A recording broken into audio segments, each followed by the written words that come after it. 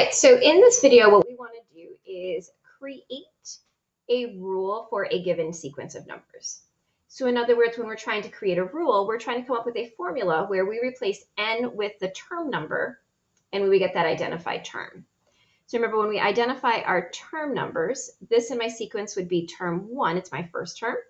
This would be 2, third term, fourth term.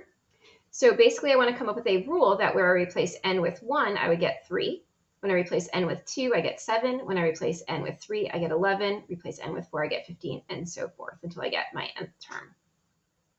So when I'm trying to create these rules, what I like to start by looking for are some patterns. So when I look at this quickly, I notice that each of my terms is increasing by 4. If I take 3 and add 4, I'll get 7. If I take 7, add 4, I get 11. If I take 11 and add 4, I get 15. And in math, when we do repeated addition of the same number, we can rewrite that as multiplication. So if I want to sum up 4 times 4 times 4, if I want to sum up 4 plus 4 plus 4, I'm going to basically add up that 4 3 times, or I can write that as multiplying 4 times 3. So if I have n terms, I'm going to write that as 4 times n. So right now, if I were to use just this rule the way I have it, where I'm adding up my 4s, I would get my first term to be 4 times 1, which would be 4. But according to the pattern I want to generate, I want my first term to be 3. So I have to think about what would I have to do mathematically to take that 4 and make it become that 3. So hopefully we realize that I would just subtract 1. So 4 times 1 would be 4. 4 minus 1 is 3. So my rule right now I'm going to predict is a sub n is equal to 4n minus 1. So I'm going to test this to make sure it works. Just because it works for my first term doesn't mean it's going to work for all of them. So I want to test it to make sure that this is actually working. So I'm going to check out a sub 2. So I'm going to replace n with 2 this time.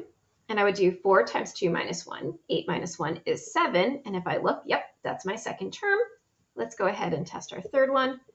4 times 3 minus 1, that's 12 minus 1. 12 minus 1 is 11. Oh yeah, that's my third term. And let's go and check the last guy because it's there. 4 times 4 is 16. 16 minus 1 is 15. There is my fifth term.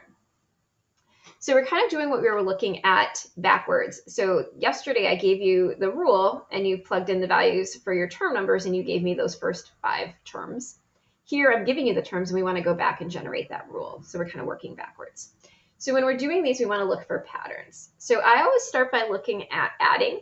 And if I can see an adding pattern where I see repeated addition, then I can rewrite whatever I'm adding over and over again, take that number times n, and then figure out what I have to add or subtract to adjust it to get the actual terms in that sequence. So that's where I start. But not all patterns are always going to add or subtract the same amount every time. So they're not all going to be this type of sequence, which is known as an arithmetic sequence, which you might remember that from Algebra 1. Some of them might need to use exponents or squares or things like that. So I'm going to show you how I recognize when I should be trying an exponential pattern or using an exponent as part of my formula instead of multiplication and subtraction, or multiplication and division, addition, or subtraction.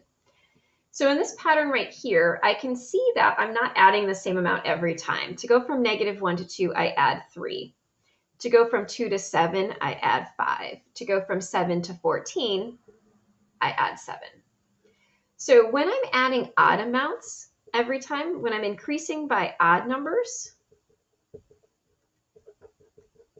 I like to use n squared as my starting value and then try to figure out if I can adjust that.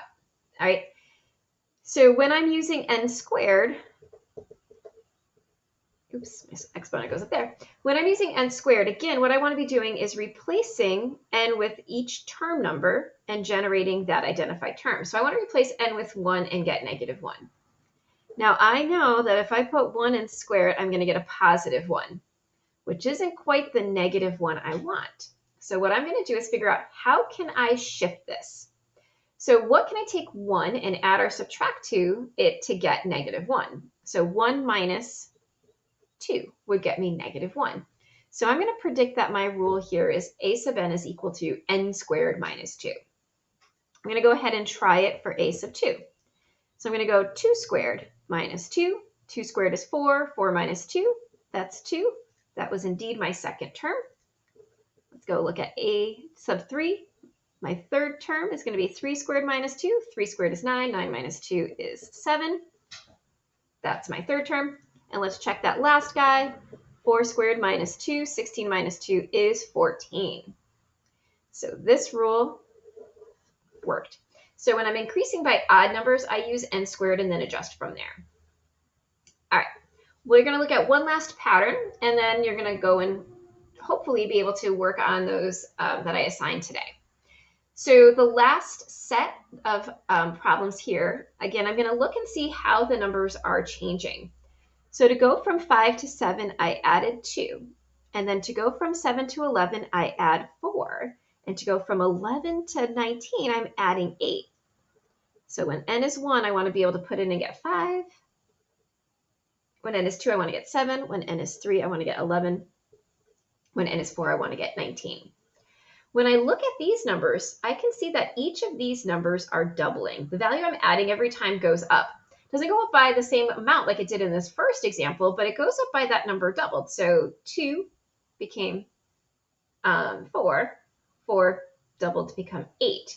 So what I'm doing is I'm taking 2 and I'm raising it to each power. 2 to the first is 2, 2 to the second is 4, 2 to the third is 8. So I'm going to start by saying my rule is a sub n is 2 to some power. Because that's what's generating here. I'm adding 2, I'm adding 4, and I'm adding 8. So I'm adding 2 to the first power, the second power, the third power. But if I let this go through and I try for my first term, which I want to be 5, I'm going to get 2 to the first, which is only 2. So again, I need to adjust this so that I can get 5. So 2 plus 3 would be 5. So I'm going to take 2 to the n plus 3 and say that that's my rule. And that generated my first term. So now I'm just going to go ahead and see, does it generate my second term? So I'm going to replace n with 2. And I'm going to get a sub 2 is equal to 2 squared, which is 4. 4 plus 3 is 7. And yep, that's my second term. I'm going to try my third one. 2 to the third plus 3. 2 to the third is 8. 8 plus 3 is 11. That is my third term. And then lastly, my fourth one, 2 to the fourth plus 3. That's 2, 4, 8, 16. Plus 3 is 19. And I generated my pattern. So my last rule would be that. So I constantly look for patterns, and then I use those patterns to help me try to come up with my rule. And then I start by creating a general formula for the first term, and then I test it to see if it works for all the terms that they have given me. All right, hopefully those tips help you, and you'll get through the worksheet that you had to do for today.